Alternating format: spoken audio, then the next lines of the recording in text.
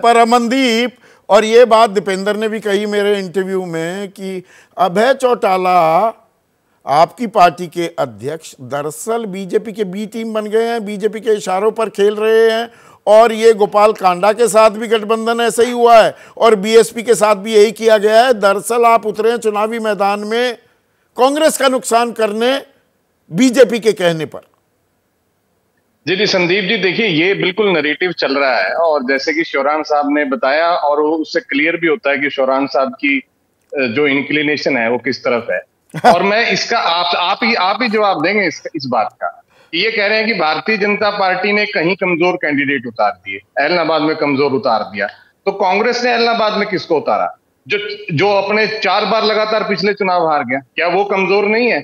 और जो ये कह रहे थे कि हम सीटें बदलेंगे, अब आप कांग्रेस की पूरी लिस्ट को उठाइए, जो 2019 की लिस्ट थी और ये वाली लिस्ट है, इसमें क्या फेरबदल है? कुछ फेरबदल नहीं है, सिर्फ जहां बापू हारे थे वहां बेटे आ गए हैं, ठीक है ना।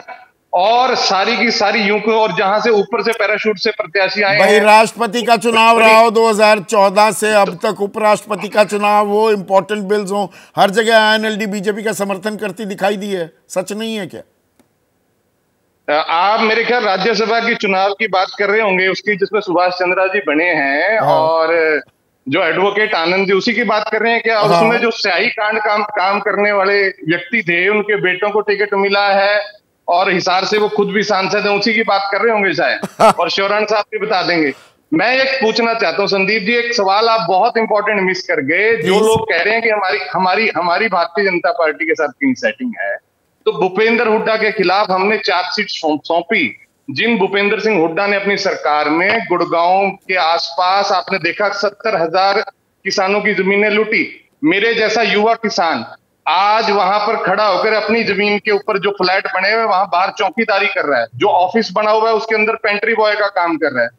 क्या उसका हक नहीं था? क्या उसका उसी की जमीन के ऊपर क्या उसको भी हक मिल सके? फिर तो थोड़ा और पीछे जाना पड़ेगा। नहीं, पीछे नहीं सर, 90 के दशक में भी जाना पड़ेगा। चेंज ऑफ लैंड यूज के खेल में भी जाना पड़ेगा। गोपाल कांडा से रिश्ते क्यों बिगड़े थे, इसमें भी जाना पड़ेगा। मैं एक और चीज जोड़ देता हूँ। कांग्रेस के प्रवक्ता ने भी बड़ी लंबी सारी चीजें गिनवाई कि वो एक जिले से सीमित कई 2-4 प्रोजेक्टों के नाम लिए, तो मैं उनको भी बताना चाहूंगा आपके माध्यम से। जी वो बिल्कुल एक ही जिला था और उस जिले को बोलते हैं ओल्ड रोहतक। रोहतक सोनीपत झज्जर को बोलते हैं ओल्ड रोहतक। वो और वहीं तक विकास केंद्रित रहा। अमनदीप, मैं अभी पूरा चुनाव बचा है, पूरा वक्त दूंगा, आज थोड़ा कम दे पाया हूं क्योंकि कुलदीप के लिए तो मिनट भर का समय भी नहीं बचा। पर कुलदीप, अब 1 मिनट कुलदीप को लाइए स्क्रीन पर।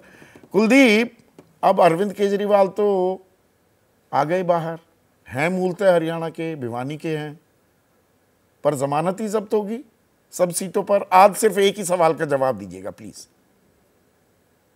देखिए संदीप जी, आपको बधाई के अरविंद केजरीवाल जी संविधान के कवच के वजह से लाखों षड्यंत्र को हराकर जेल से बाहर आए हैं और पूरे लोगों को उम्मीद थी कि न्याय होगा, इंसाफ होगा, उन्हें इंसाफ मिला और उस इंसाफ की वजह से, बाबा साहब संविधान की वजह से आज वो जेल के बाहर हैं और पूरे देश में खुशी की लहर है और लोग बहुत खुश हैं कि वो मुख्यमंत्री जो दिल्ली की जनता के लिए काम करते हैं। सीट कितनी जीतेंगे हरियाणा में?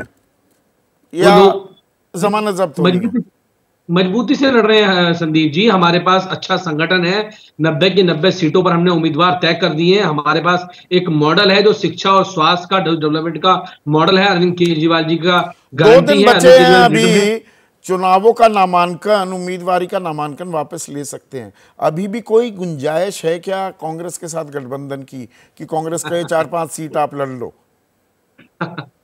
संदीप जी, 90 की 90 सीटों पे उम्मीदवार तय कर चुके हैं। पार्टी की रणनीति तैयार हो रही है। पार्टी पूरी मजबूती के साथ हरियाणा के अंदर चुनाव लड़ रही है। हरियाणा से के लोगों को बीजेपी के कुशासन से मुक्ति दिलाना हमारा मेन उद्देश्य है। जो भारतीय जनता पार्टी काटेंगे कांग्रेस की, ये भी एक अपने आप में सवाल है। बात हो रही है हरियाणा विधानसभा चुनाव की। प्रधानमंत्री मोदी ने भी एंट्री कर दी है, पहली चुनावी रैली की है। मोहित शर्मा हमारे दर्शक हैं, पंतनगर उत्तराखंड में रहते हैं। इनका कहना है कि बीजेपी पर एंटी इनकम्बेंसी और कांग्रेस पर अति आत्मविश्वास भारी पड़ सकता है।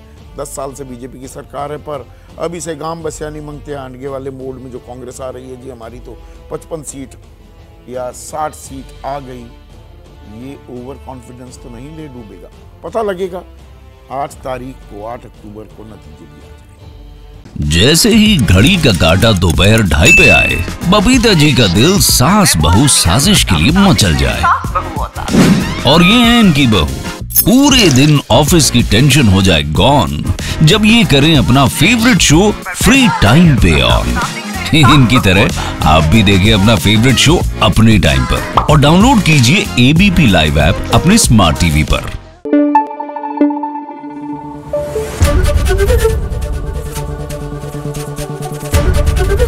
एबीपी न्यूज आपको रखे आगे।